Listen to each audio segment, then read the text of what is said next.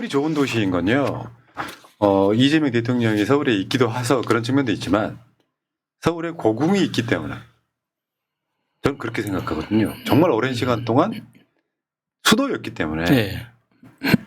그래서 명절 특집 김건희는 고궁을 어떻게 침탈하였는가 이런 식으로 한번 이야기 한번 해볼게요. 그 전에 그 김상민 이야기를 먼저 할게요. 김상민 전 검사. 나 재밌더라고.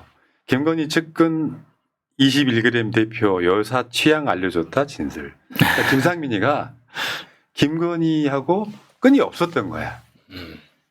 그래서 21g 대표 측에 김건희의 취향을 물어봤다는 거야. 뭘 해줄 건지. 그러니까 김상민이 뭐 출신 학교로 보나 경력으로 보나, 그러니까 윤석열 사단에 들어갈 수 있는 급이 아니었다고 하더라고요.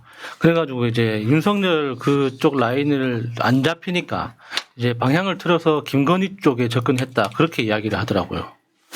그래서 김건희가 도대체 뭘 좋아하는지, 가장 인상 깊은 어떤 그 선물이 뭐가 될 수 있는지 그런 걸 많이 연구한 끝에 이제 저렇게 그림 쪽으로 향했다.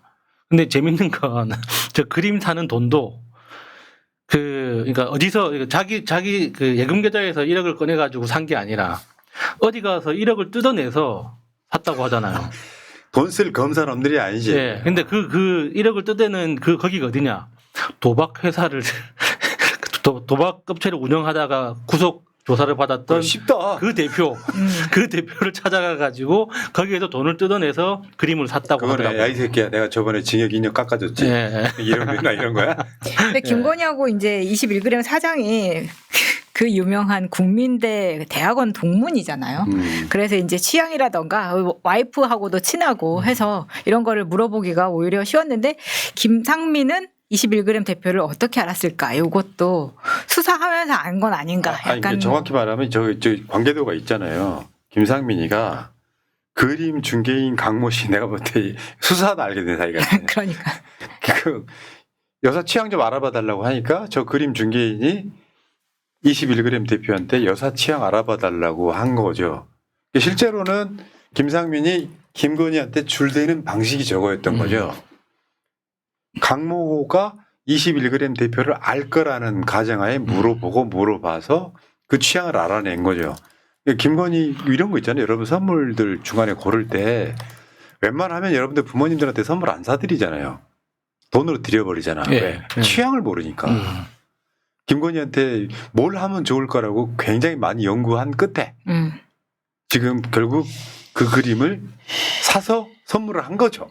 그리고 이제 21g 와이프가 이전에 유경옥이 샤넬 가방 이렇게 신발로 바꾸고 할 때 그때 같이 갔던 사람이 21g의 대표의 와이프예요. 그러니까 부부가 다 김건희랑 친하다 이렇게 볼 수 있는 거예요. 특히 이우환 작가의 그림을 선택한 게 김건희의 취향보다는 지금부터 향후 한 20-30년 동안은 환금성이 제일 좋은 작품 있잖아요.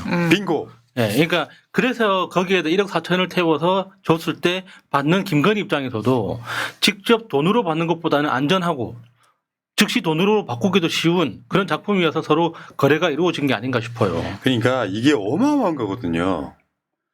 이게 어느 구조에 들어있냐면 1억 4천만 원짜리 그림을 사가지고 바쳐 상납을 해.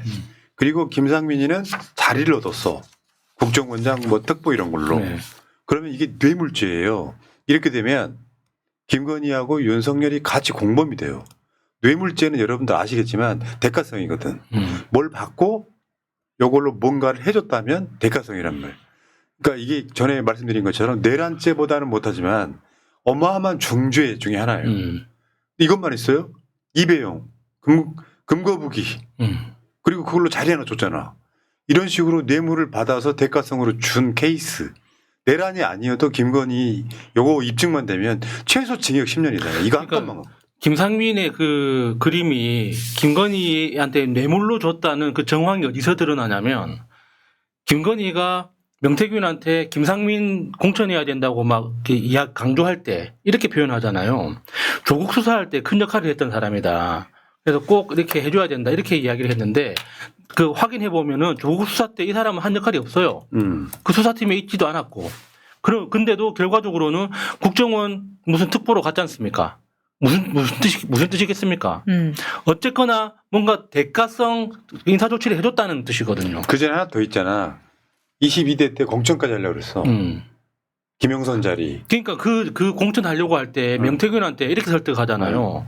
조국 수사 때 크게 활약한 사람이어가지고 꼭 해줘야 된다. 근데 그게 실패해서 예. 국정원 특보를 보내준 그렇죠. 거예요. 예, 예. 그러니까 요거를 이제 뭐 만회하기 위해서 그 그림은 가짜인데 뭐 이런 식으로 계속 실드를 쳤던 건데 여러분 1억 4천만 원 상당의 사실은 뇌물에 가까운 거액의 그림을 가짜라고 그래서 이게 죄가 없어집니까?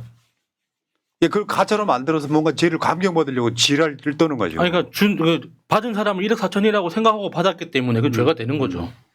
근데 지금 어제 특검이 이야기를 했죠. 김상민이 김건희한테 준 그림 1억 4천만 원 진품 판단했다.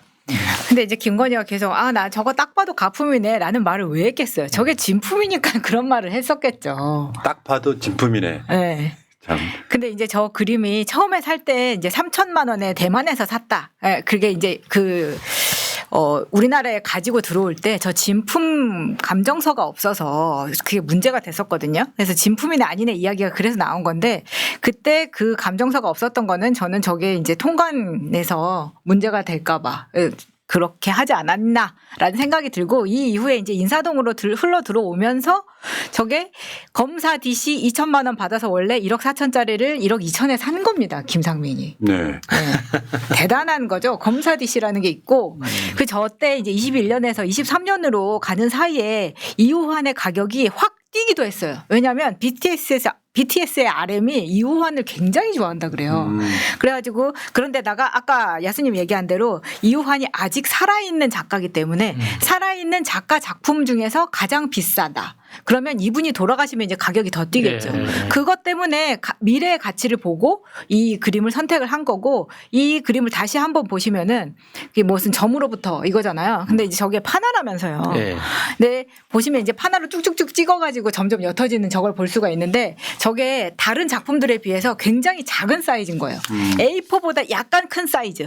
그러니까 지금 가격이 1억 4천 정도에서 지금 마무리된 거죠. 이우환 작가가요. 일본에서는 가장 유명한 한국 작가고 동아시아 쪽에서는 대만까지 포함해가지고 굉장히 유명한 작가입니다. 그러니까 시중에는 이우환 작가의 그림 중에는 1억짜리가 없다라고 하거든요. 그러니까 대부분 10억 왔다 갔다 하는 게 최저선인 거예요. 근데 왜 저 그림은 1억 4천이냐? 판화여서 그런 겁니다. 판화여가지고 저 그림은 100장만 찍었거든요. 그래서 가격이 1억대에서 형성되어 있는 것 뿐이지 이우환 작가의 작품들은 굉장히 비쌉니다. 예. 자, 여러분 이런 상황이에요. 뇌물죄가 왔다 갔다 하고 있는데 특검은 아마 뇌물을 입증하려고 어마어마하게 노력을 할 것 같고요. 현재 지금 김상민도 구속 기소가 돼 있는 상태고요. 근데 이제 아까 명절 특집 김건희는 어떻게 종묘를 열었나 뭐 이 얘기 한번 해보겠습니다. 요게요. 김건희가 종묘 사적 이용 때문에 이성계 고조부 신실을 개방했다. 난 되게 신기해. 다 우리 같은 사람들은요. 어쩌다 이렇게 밤에 장례식장이 있는 병원 앞을 지나가도 좀 엄숙해지거든. 네. 내가 누군지도 모르는 사람에 대한 경외심이랄까. 아이고 살면서 고생하셨네 이런 생각도 들거든요. 이성계의 고조부면 이걸 좀 쉽게 설명을 한번 해볼게요. 뭐냐면 이성계가 이제 역성혁명을 해서 왕이 됐어. 그렇다 보니까 이성계를 낳은 아버지, 이성계를 아버지를 낳은 아버지, 그 아버지까지를 다 왕으로 추존해가지고 모신단 말이에요. 그게 바로 지금 이성계의 고조부가 목조 이안사입니다. 근데 정확하게는 이성계는 조선 사람이지만 그 아버지들은 원나라. 다 고려 사람이잖아요. 아, 그렇죠. 그렇기도 하고. 몽골 사람이라는 네, 얘기도 있고. 그러니까 저는 뭐 이성계도 한국말을 잘하지 못했다 이런 이야기도 있잖아요 지금. 근데 이제 여기에 목조 이안사까지 올라가서 저거를 저렇게 했나. 근데 보니까 지금 보시는 화면이 종묘의 영령전이에요. 근데 영령전 옆에 정전이 있는데 사실 종묘에서 가장 유명한 건 정전입니다. 정전이 가장 크고. 근데 정전에 다 모실 수가 없어서 만든 게 영령전이거든요. 근데 지금 저 빨간색 칸이 보이는 게 저렇게 앞으로 튀어나온 게 있냐 없냐로 좀 구분을 할 수가 있어요. 영령전에만 저게 있는데 저 부분에 모셔진 게 아까 보셨던 그 태조 이성계의 목조 이한사부터 목조 도표 다시 보여주세요. 목조, 익조, 도조, 환조. 저 위에 4명 있잖아요. 저 4명이 아까 그 빨간 박스 안에 들어가 있는 겁니다. 그러니까 원래는 정전에 싹 다 모시고 싶었는데 저 영령전을 만든 게 세종 때 만든 거예요. 근데 이제 정전을 처음에 만들 때는 이성계가 경복궁을 만들면서 동시에 만들었는데 훨씬 더 종묘에 그러니까 뭐라고 하죠? 이제 사직을 모시기 위한 걸 굉장히 종묘 사직에 대해서 깊이 생각을 했었기 때문에 이걸 먼저 만든 거예요. 네, 추가로 설명을 해드릴게. 지금 보고 계신 게 저 빨간 박스 안에 들어있는 게 처음에는 원래 저 건물밖에 없었던 거야. 네. 그래가지고 아까 그 4사람 모시고 있다가 왕들이 늘어나잖아.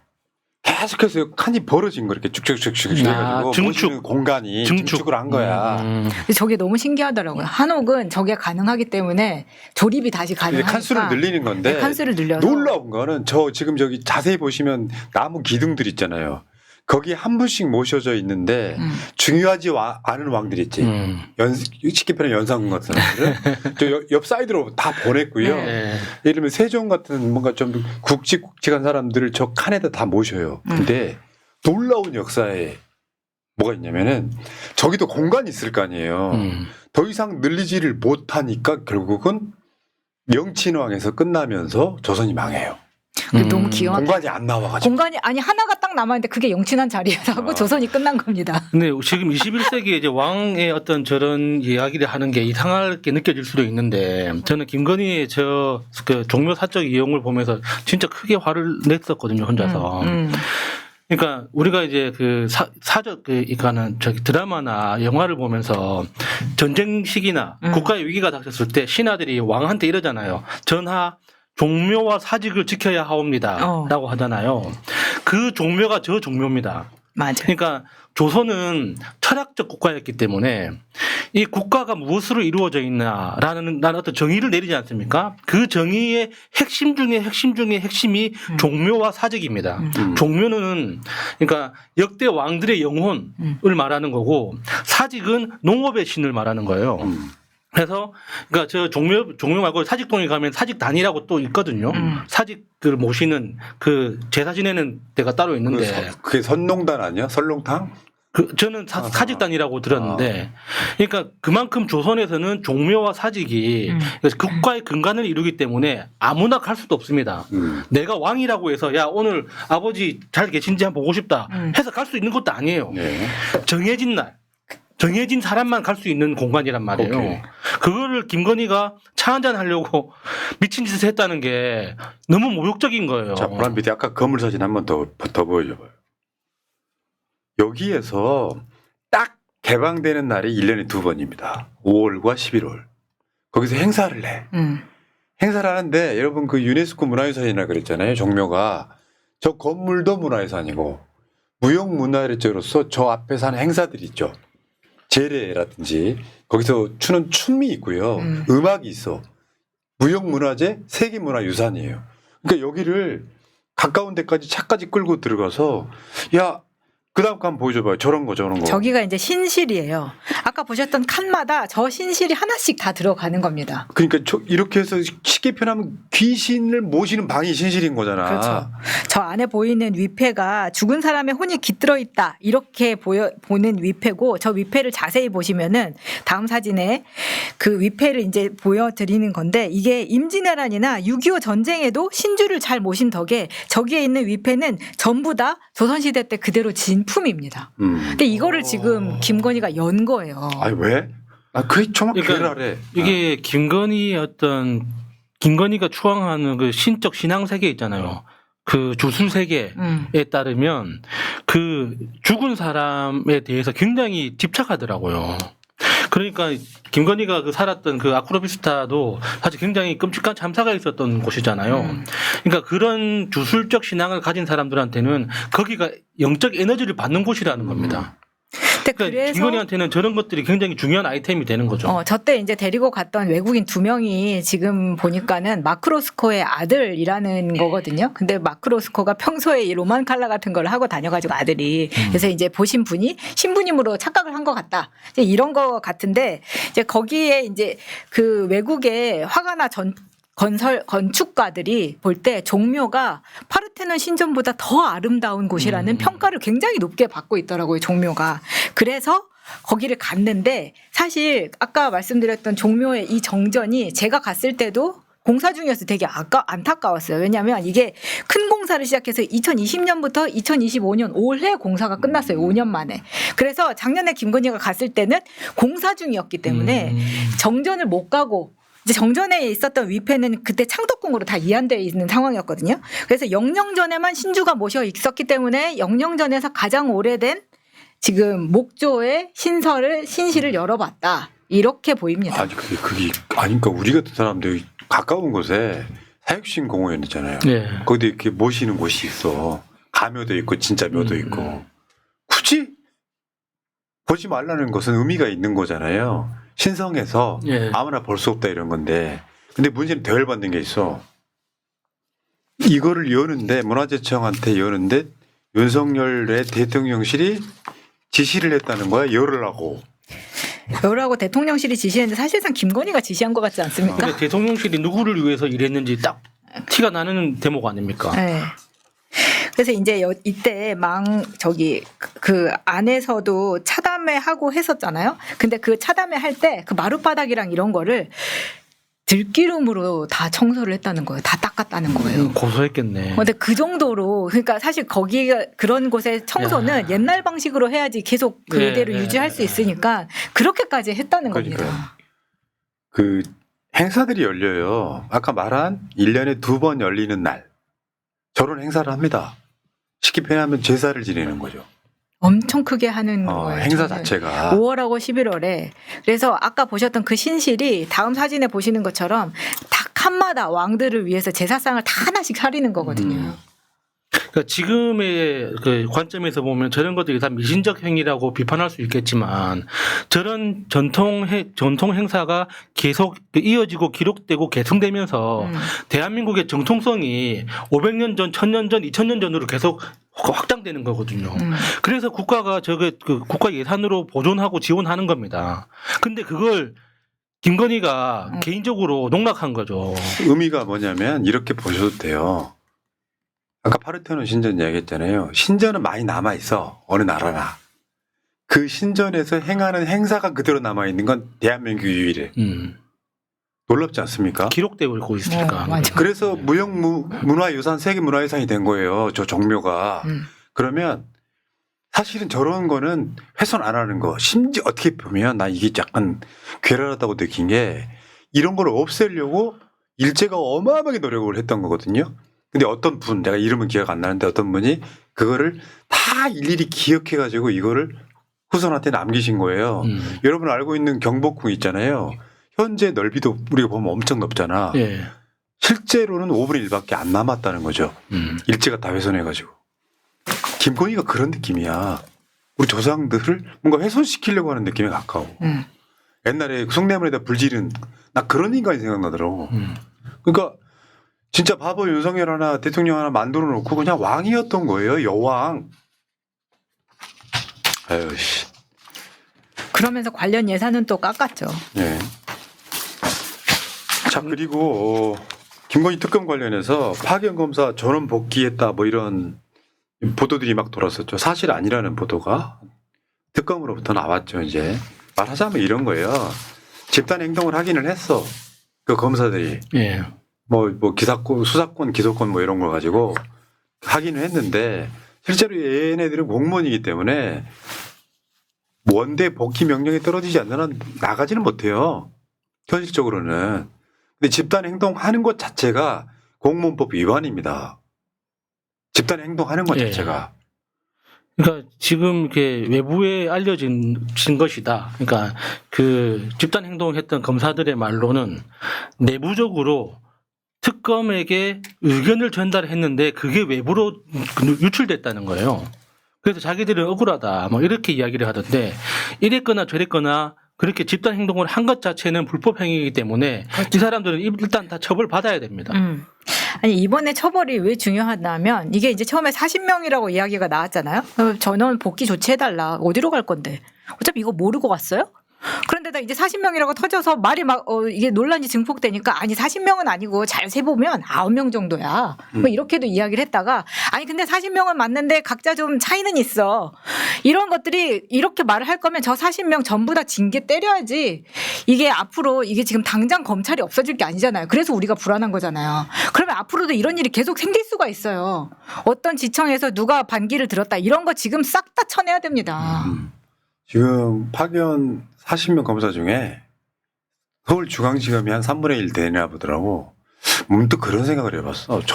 쟤네들 중에는 김건희 신세진 검사들은 없을까? 문득 그런 생각을 한번 해봤어. 자, 그냥 의견이고요. 어쨌건 우리란 표현을 내가 또 말습관적으로 썼네요. 너희 김건희가 지금 드러나는 거 보면 난 깜짝깜짝 놀란다니까요. 야, 김건희 친구 나간대. 해군 수송정보래. 한 명 보내고. 야, 정묘 열어봐. 김건희, 나 진짜 이해를 못하겠고 아마 더 드러나는 것들이 꽤 있을 거예요. 그럼요. 이건 말고도 많이 있을 근데 겁니다. 이제 들리는 이야기로는 김건희가 감옥에서 너무 잘 지낸답니다. 사람들하고 대화도 잘하고 그렇게 수다쟁이래요. 그래요? 말을 많이 끊임없이 한다고. 이야기를 하면서 밥도 잘 먹고 잠도 잘 자고 굉장히 잘 체질이네. 지낸답니다. 천생연분이구만. 그래가지고 이렇게 얼굴이 좋아져가지고 마스크를 못 벗는다. 그러니까 대통령실에 있을 때는 그러니까 밥도 제대로 못 먹고 이렇게 뭘 먹는지 모르겠지만 뭐 술을 먹었다는 말도 있는데 근데 뭐 우리가 본 적은 없으니까. 근데 이제 제대로 밥을 못 먹었다는 말은 많았잖아요. 그러니까 이제 뭐 그 흰 우유 주사 맞고 막 이렇게 잠자고 이렇게 했는데 지금은 약 다 끊고 삼시세끼 밥 잘 먹고 운동하고 잠 잘 자고 하니까 살이 올라가지고 굉장히 좋아졌답니다. 야수님, 명절인데 예. 기분 나쁜 소식 전하지 마. 아니 제가 항상 이야기하지 않습니까? 윤석열도 건강해야 된다고. 그래야 목매달 때 우리가 시원하게 보내줄 수 있다. 댓글에 악플 달리고 있잖아 지금. 네가 그러니까 뭔데 김건희 좋은 소식을 전하냐. 건강하게 만들어 놓고 괴롭혀야 된다고. 제 말은. 싫어 그것도. 알겠습니다. 여기까지 하시고요. 대한독립 만세 이광복님 감사해요. 이광복님 근데 여성분이세요? 성함은 남성분처럼 생겼는데. 이정님 새날을 통해 새정치에 눈을 떴습니다. 고맙고 고마운 방송입니다. 새날 가족 모두 행복한 추석 보내세요. 새날 방송 만세 민주당 만세 하셨습니다. 고맙습니다. 이성계님 제 이야기 그만. 재범님. 이성계님 프로필 사진도 너무 재밌어요. 김병철님 고조 위로는 처음 알았습니다.